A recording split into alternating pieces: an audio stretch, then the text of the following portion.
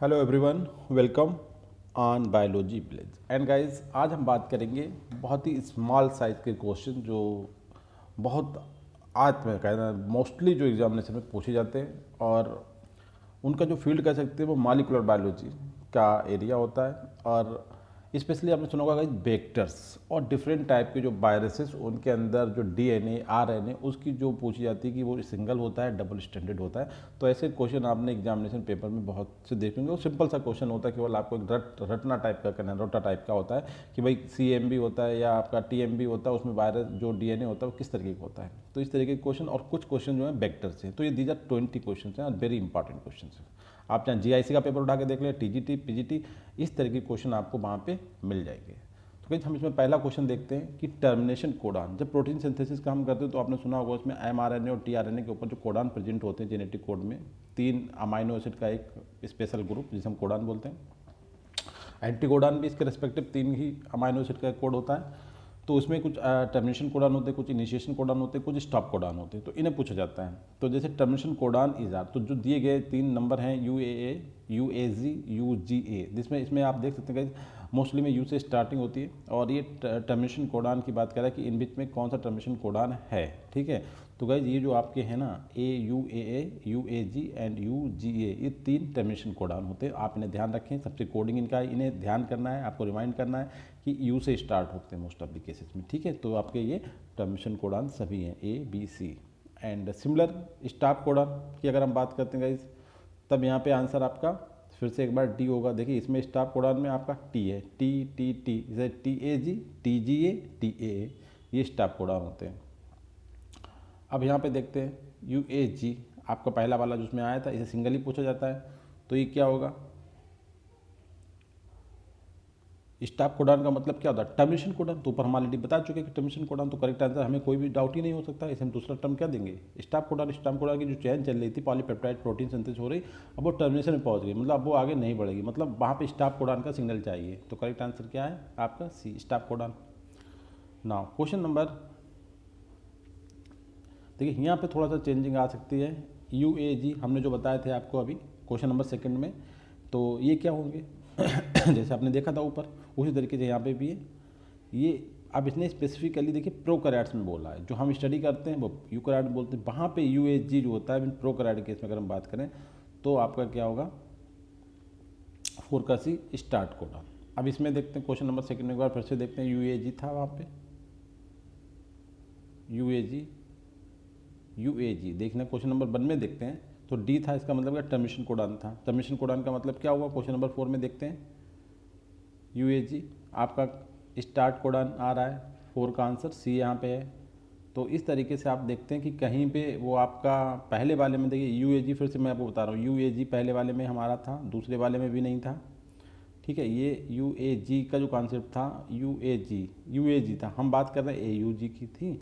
AUG कहीं पे भी हमने स्टडी नहीं करा, तो आप सिंपल समझ लें AUG जो स्टॉप कोडान होता है, सॉरी जो प्रोकैरियोट में होता है, तो वो आपका स्टार्ट कोडान होता है स्पेशली प्रोकैरियोट के लिए। ठीक है, तो आपका ये पॉइंट, एक T वाले, एक U वाले और एक AUG, इन प्रोकैरियोट में आपका स्टार्ट कोडान होता है। तो इन्हें आप थोड़ा सा ध्यान से बार बार देख लें या फिर एक कोडिंग कर लें।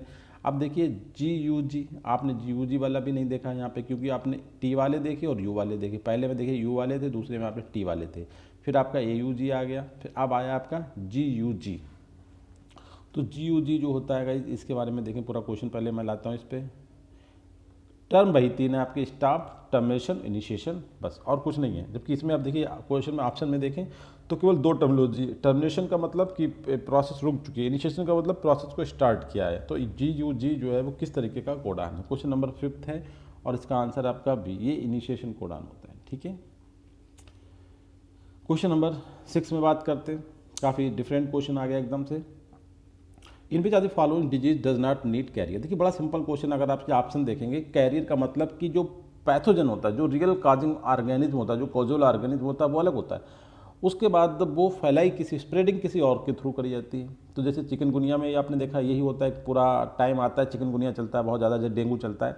इंसेफेलाइटिस में भी सेम कंडीशन होती है कि पैथोजन कोई और है, स्प्रेडिंग एजेंट कोई और है। इस तरीके लेशमैनियासिस में भी यही होता है, क्योंकि कैंसर में ऐसा नहीं होता है। इस कैंसर बस वायरल डिजीज़ या इस तरीके से होता ना, और वही कोई भी उसे कैरियर की रिक्वायरमेंट नहीं होती है। तो करेक्ट आंसर क्या कर रहा है, D, not a carrier need होता है। इसके बाद हम क्वेश्चन नंबर 7 में बात करते हैं, क्योंकि क्वेश्चन पूछा हुआ है रेड पांडा जो होता है बहुत फेमस होता है, और सबसे इंपॉर्टेंट आपको बता दें जो WWF होती है हमारी जो है ऑर्गेनाइजेशन, उसका जो लोगो है उस पर इसी का फोटो बना हुआ है रेड पांडा का, ठीक है।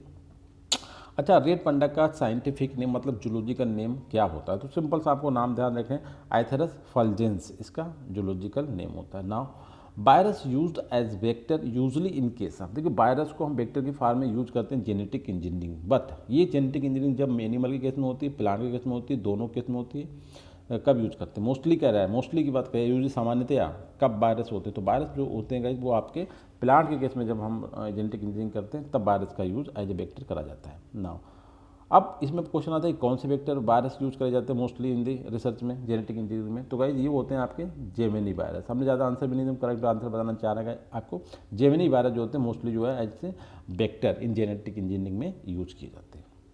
क्वेश्चन नंबर 10 में बात करते थे कि बहुत ही इंपॉर्टेंट क्वेश्चन हर एग्जाम में पूछा जाता है, मुझे तो ऐसा लगता है क्वेश्चन CMV, इसे हम शॉर्ट में ऐसे ही बोलते हैं CMV, मतलब कोली फ्लावर मोजेक वायरस या cauli mosaic virus. Cauliflower मतलब जो अपनी क्रूसीफेरी की क्रॉप्स होती हैं जिसे बोलते हैं ना पत्ता गोभी या खुली गोभी, तो उसमें जो होता है क्या कि ये जो होता है CMV इसमें किस तरीके का वो होता है DNA। एक ऑप्शन से क्लियर हो रहा है कि सब में ऑप्शन में DNA भी RNA मतलब न्यूक्लियस में। अब जैसा एज यूजुअल है कि जो वायरस होते हैं उनमें मोस्टली DNA जो वो जो न्यूक्लिक एसिड होता है वो RNA होता है, बस उसके अपोजिट जो CMV होता है इसमें जो न्यूक्लिक एसिड होता है वो DNA होता है। आपको ये पहले क्लियर कर ले। तो इस तरीके से आपके पास 3 ऑप्शन है कि इसमें से एक ऑप्शन तो आपका कट गया, B तो नहीं हो सकता। अब सिंगल स्टैंडर्ड है, डबल स्टैंडर्ड है, देखिए डबल स्टैंडर्ड वाला 2 ऑप्शन, क्योंकि 2 ऑप्शन तो हो ही नहीं सकते। यहाँ पे सिंगल स्टैंडर्ड है, यहाँ पे आपका RNA करें तो ये भी खत्म हो गया। अब आपके पास 2 ऑप्शन बचे, ए और सी, कि डबल स्टैंडर्ड डी होने थे, सिंगल स्टैंडर्ड डी होने थे। तो करेक्ट आंसर आपका होता है कि डबल स्टैंडर्ड DNA होता है। मतलब आपका यहाँ पर करेक्ट आंसर आप ऐसे कर लो, जो ऑप्शन था तो उसके अकॉर्डिंग आप ये करेक्ट कर लो, क्योंकि ऑप्शन मैंने जो बुक में लिखा है वो ये, मतलब इसका मतलब हुआ डबल स्टैंडर्ड DNA होता है। तो इसे हम क्या कर देंगे, इस वाले को यहाँ पे हम कर देंगे RNA, ठीक है। तो आपका एक ऑप्शन आ जाएगा डबल स्टैंडर्ड DNA। तो CMV जो कोलीमोजिक फ्लावर वायरस होता है या कोलीमोजिक वायरस होता है उसमें जो DNA होता है, एक तो जेनेटिक मटेरियल डी होना वायरस के अपोजिट, ठीक है, वायरस है बट वायरस के अपोजिट इसमें DNA होता है। अब वो DNA सिंगल स्टैंडर्ड होता है, डबल स्टैंडर्ड होता है, वो होता है डबल स्टैंडर्ड, लाइक दैट, इस तरीके से, ठीक है। क्वेश्चन नंबर 11 बात करते हैं, देखिए नया क्वेश्चन इसी से रिलेटेड है बिल्कुल। Caulimosaic viruses particularly affect the plants of family, ये जो वायरस होते हैं एक पर्टिकुलर फैमिली के प्लांट को अफेक्ट करते हैं, जैसे Leguminosae, Cruciferae, Poaceae and Solanaceae. तो क्रूसीफेरी गाइस आपकी जो फैमिली होती है जिसे हम बोलते हैं फिर इसका सरसों वाली फैमिली, उस फैमिली के प्लांट को ये अफेक्ट करते हैं, इसीलिए इनका नाम भी रख दिया सी से कॉलीफ्लावर है जो क्रूसी फैमिली का मेंबर होता है। तो 11 का करेक्ट आंसर आपका बी। ना क्वेश्चन नंबर 12 में बात करते हैं, काफ़ी इंपॉर्टेंट क्वेश्चन, थोड़ा सा हाईटेक क्वेश्चन है। देखिए बैक्टीरियल जीन है जिसका नाम है DHFR, मतलब dihydrofolate reductase, has been successfully expressed in plant with the help of. तो आपका जीन कौन सा है, बैक्टीरियल जीन। देखिए जीन कहाँ से लिया गया, बैक्टीरिया से। नाम क्या है, DHFR, मतलब dihydrofolate reductase, has been successfully expressed कहाँ करा गया, ये प्लांट में मतलब इंट्रोड्यूस करा गया, किसकी हेल्प से करा गया ये आपको बताना है। बैक्टीरिया से लिया गया प्लांट में, एक तरफ बैक्टीरिया है और प्लांट, बैक्टीरिया से लेके प्लांट में इंसर्ट कर दिया, मगर ये जो ट्रांसफर हुआ है ये किस वायरस की मदद से हुआ। अब वो कौन सा वायरस है, टोमेटो गोल्डन मोजेक वायरस था या CMV था, बोथ या नन ऑफ। देखिए बोथ का कोई ज़रूरत नहीं है, एक ही आंसर होगा, तो या से होगा या बी से होगा, ठीक है। तो जो करेक्ट आंसर है गाइस वो आपका है बी, CMV इसमें पार्टिसिपेट करते हैं। तो तीनों क्वेश्चन CMV के बारे में थे, आपको पूरा CMV के बारे में बता दिया कि आपके जो क्रूसीफेरी के प्लांट्स होते हैं उन पे ये अटैक करता है। और इसका सबसे इंपॉर्टेंट आप सिग्निफिकेंट देखें बायोटेक्नोलॉजी में, जेनेटिक इंजीनियरिंग में, वो ये है कि डाईहाइड्रोफोलिएट, फोलिएट मतलब एक केमिकल होता है जो हमारे ब्लड फॉर्मेशन के लिए मदद करता है, तो उसके फॉर्मेशन की रिस्पॉन्सिबल एंजाइम होता है जिसे बोलते हैं डाईहाइड्रोफोलिएट रिडक्टेज। उसके लिए जीन जो है बैक्टीरिया से निकाल के प्लांट के अंदर इंसर्ट कर देते हैं, और इसमें हेल्प किसकी लेते हैं, CMV को हम बैक्टीरिया के फॉर्म में यूज करते हैं, ठीक है। अच्छा, उसके बाद क्वेश्चन नंबर 13 बिल्कुल सेम टाइप पे क्वेश्चन है, मगर दूसरा यहाँ भी वही करा गया है। एक जीन होता है NPT सेकंड जीन, ठीक है, NPT सेकंड जीन जो रिकॉम्बिनेंट DNA है, मतलब एक हिसाब से बनाया गया, किसके अंदर बनाया गया था हमने, tomato golden mosaic virus. Tomato पाया जाने वाला एक वायरस होता है जिसका नाम रखा हमने टोमेटो गोल्डन मोजेक वायरस। देखिए टोमेटो मतलब टमाटर हिंदी में बोलें, उसके अंदर हमने एक जीन बनाया जिसका नाम रखा था NPT, जो कि एक रिकॉम्बिनेंट जीन, मतलब खुद आर्टिफिशियल जीन है कह सकते हैं, उसे हमने उसे मिक्स किया है, ठीक है। वो कहाँ प्रेजेंट है, टोमेटो के अंदर।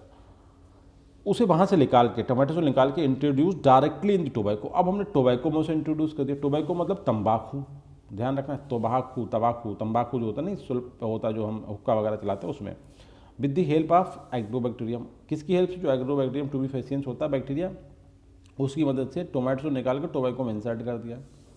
अब क्वेश्चन में क्या पूछा, देखिए जब सबसे इंपॉर्टेंट पार्ट तो आपको क्वेश्चन में बता दिया कि कहाँ पे पाया जाता है टोबैको मोजेक। रिकॉम्बिनेंट आपका जीन है, एनपीटी सेकंड जीन कैसा है, रिकॉम्बिनेंट है, कहाँ पाया जाता है, टोमेटो में पाया जाता है। ठीक है, फिर वहाँ से निकाल के कहाँ डाल दिया हमने, टोबैको में डाल दिया। किसकी हेल्प से? एग्रोबैक्टीरियम ट्यूबिफेसियंस के थ्रू। कह रहा है कि दिस जीन इंट्रोड्यूस तो करा गया टोबैको में, मगर उसके किस पार्ट में करा गया? हमने लीफ में इंसर्ट करा, स्टेम में करा, रूट में करा, फ्लावर में करा गया। तो हमने ये इसके स्टेम में किया। करेक्ट आंसर आपका बी। ना अब काफ़ी इंपॉर्टेंट क्वेश्चन और स्टार्ट हो गया। प्लाज्मिड क्या होता है? बहुत ही सिंपल सा आंसर, प्लाज्मिड। देखिए आई मिसिंग है, थोड़ा सा कर लें। प्लाज्मिड तो आप देखो बैक्टीरिया के अंदर जो एक्स्ट्रा मटेरियल प्रेजेंट होता है उसे प्लाज्मिड बोलते हैं। अब वो तो पता है कि वो डीएनए होता है, मगर वो कैसा होता है? लीनियर होता है, सर्कुलर होता है, सिंगल स्टैंड होता है, डबल स्टैंड। इनने तो वो बात ही नहीं पूछी कि डीएनए आ रहा है, वो तो डीएनए है, बट कैसा है? लीनियर है। लीनियर के साथ उन्हें और नई बात पूछी, डबल स्टैंडर्ड है या सिंगल स्टैंडर्ड है। तो प्लाज्मिड जो होते हैं गाइज, वो आपके सिंपल कहीं भी हों, आप ध्यान रखना है, आपके सर्कुलर होते हैं। मतलब इस तरीके से अगर हम बात करें ना, इस तरीके से हम इसे बनाएंगे ऐसे करके, लाइक दैट। ठीक है, गोला हो गया सर्कुलर, और ये कितने स्टैंडर्ड हो गए? 2 स्टैंडर्ड। तो circular single standard, circular double standard. तो 14 का जो आंसर है आपका वो प्लाज्मिड के लिए एक नहीं, सी आंसर सही है। मतलब ये केवल सिंपल आपको बताना है कि सर्कुलर होता है, एक सिंगल स्टैंड होता है जो सर्कुलर होता है, सिंगल स्टैंड होता है, मतलब एक, जस्ट लाइक दैट। ठीक है, तो सर्कुलर सिंगल स्टैंडर्ड डीएनए का एक स्ट्रैंड होता है जिसे हम प्लाज्मिड बोलते हैं। करेक्ट आंसर आपका सी। अब देखिए यहाँ पे इन्होंने ऑप्शन में क्या लिखा, प्लाज्मिड तो हो गया आपका सर्कुलर और सिंगल स्टैंडर्ड, जबकि जो आपके कोलीफेज होता है जिसे हम IM13 बोलते हैं, जो खुद में एक जो होता है वायरस होता है, फिलामेंटस होता है, उसके पास इसी टाइप का ही डीएनए होता है। कैसा? Circular single standard. आपका एक ध्यान रखना है, मैंने इसलिए आपको बता दिया कि इससे एक आपका क्वेश्चन और तैयार हो गया कि जो IM13 होता है, जो कोलीफेज बोलते हैं, ठीक है, उसके पास भी ऐसे ही प्लाज्मिड की तरह डीएनए होता है, मतलब सर्कुलर और सिंगल स्टैंडर्ड। करेक्ट आंसर आपका 14 का C, circular and single standard molecule.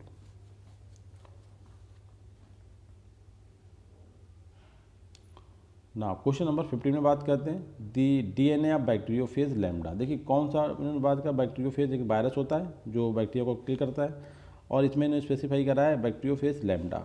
ठीक है, बैक्टीरियोफेज जो लैम्डा होता है उसका जो डीएनए होता है वो कैसा होता है? बहुत ही सिंपल सा क्वेश्चन है। वैसी बातें होती हैं कि लीनियर और सर्कुलर, दो ही बात होती है, सिंगल और डबल। तो बस आपको कुछ चीज़ों पर ध्यान रख लें, उन्हीं से क्वेश्चन रिपीट होते हैं गाइस। ये क्वेश्चन नंबर 15 का जो करेक्ट आंसर है वो आपका है लीनियर एंड डबल। मतलब लीनियर तो है, इस तरीके से लाइन होती है, मगर वो कैसा होता है? ये 2 लेयर्स होती हैं, डबल होता है इस तरीके से। ठीक है, ये क्या होता है?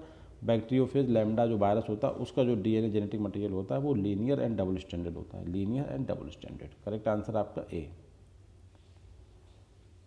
अब एक सिंपल जनरल बात कर रहे हैं कि जो मोस्ट यूकैरियोटिक वेक्टर्स जो होते हैं, यूकैरियोटिक प्लांट में जो जेनेटिक इंजीनियरिंग करी जाती है, यूकैरियोटिक सेल जैसे कि ईस्ट हो गया, या कुछ आपके दूसरे ऐसे हैं ऑर्गेनिज्म जो यूकैरियोट्स हैं, तो जो मोस्ट यूकैरियोटिक जो वेक्टर बनाए जाते हैं, ऐसे यूकैरियोटिक ऑर्गेनिज्म जो वेक्टर का काम करते हैं, वो किस तरीके के वेक्टर बनाए जाते हैं? तो गाइज वो बनाए जाते हैं सटल वेक्टर। सटल वेक्टर का मतलब कि मल्टीपल जगहों पे वो खुद को रिप्लिकेट कर लें, वो किसी एक पर्टिकुलर स्पेसिफिक होस्ट के लिए रिस्पॉन्सिबल ना हो कि वो वहीं पे काम कर सकते हैं, वो मेनी मतलब वेरियस होस्ट में जाके अपने कंटेंट को रिप्लिकेट करने के कैपेबल हो, उन्हें हम बोलते हैं सटल वेक्टर्स। तो करेक्ट आंसर 16 का आपका डी।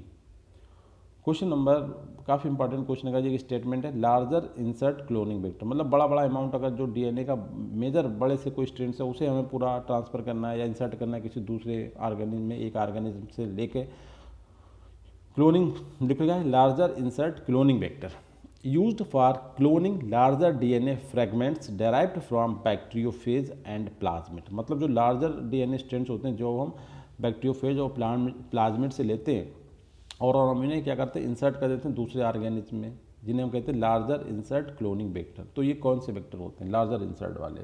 तो गाइस ये होते हैं आपके कॉस्मिड। आपको बहुत ध्यान रखना है, करेक्ट आंसर आपका 17 का बी। सिंपल इतना ध्यान रख लो कि जो बड़े वेक्टर्स होते हैं, मतलब बड़े बड़े अमाउंट डीएनए के स्ट्रैंड को ट्रांसफर करने की कैपेबिलिटी रखते हैं, वो आपके कॉस्मेट होते हैं। और ये बड़े वाले जो लार्ज डीएनए फ्रेगमेंट बनाए किससे जाते हैं, स्पेशली हम बैक्टीरियोफेज और प्लाज्मिड से बनाए जाते हैं। तो कहते हैं लार्ज इंसेक्ट क्लोनिंग वेक्टर। अगर इतना से बात पूछी जाए तब भी आपका आंसर कॉस्मिड होगा, ठीक है। मतलब मोर देन 100 kb वाले तक ये ट्रांसफर कर सकता है। अभी आगे क्वेश्चन आएगा, what is true about the shuttle vector. Shuttle vector के बारे में क्या बात सही है गाइस। देखिए मोस्टली यूकैरियोटिक वेक्टर कैसे होते हैं, शटल वेक्टर होते हैं। तो शटल वेक्टर की क्वालिटी क्या है, they capable in different host for replication, मतलब कई सारे होस्ट में रेप्लिकेशन के लिए कैपेबिलिटी रखते हैं। हर की मतलब ऐसा नहीं है किसी एक पर्टिकुलर होस्ट में रिप्लिकेट कर सकते हो। They have various host where they में रिप्लिकेट, अपने डीएनए को रिप्लिकेट करते हैं। इसके अलावा दे कैरी डिफरेंट ओरी। ओरी का मतलब होता है ओरिजिन ऑफ रिप्लिकेशन, जहाँ पर रिप्लिकेशन हो सकते हैं। तो उनके डीएनए पे बहुत सारे ओरी प्रेजेंट होते हैं, ये क्वालिटी इनके पास होती है। इसके अलावा आपका अगर एग्जाम्पल की बात करें शटल वेक्टर की, तो ईस्ट से जो बनाया जाता है वेक्टर याक, ठीक है, बाई ए सी आपने सुना होगा, बाई ए सी जो होता है वेक्टर, वो आपका कैसा वेक्टर है, शटल वेक्टर है। ईस्ट से बनने वाले वेक्टर्स और बैक्टीरिया ई कोलाई से बनने वाले वेक्टर आप कैसे होते हैं, बड़े वेक्टर होते हैं, शटल वेक्टर बोलते हैं उन्हें। And D all of the होगा। तो करेक्ट आंसर आपका हो गया डी। एंड लास्ट 19 क्वेश्चन में देखते हैं, एक सिंपल सी बात है, जैसे आपने सुना होगा P53 वाला, इसी तरीके से PJDV19 क्या है, आपको इतना सा बताना है। इससे पहले भी हमने आपको बताया था कि ईस्ट के अंदर एक प्लाज्मिड पाया जाता है जिसे हम माइक्रोन 19 बोलते हैं। उसी तरीके से PJDV19 इस क्या है, ये क्या है, ये भी एक आर्टिफिशियल प्लाज्मिड फाउंड है। ये आर्टिफिशियल है, वो नेचुरल था, ये आर्टिफिशियल है। PJDV जो है वो आर्टिफिशियल है, artificial plasmid found in east. Correct answer A.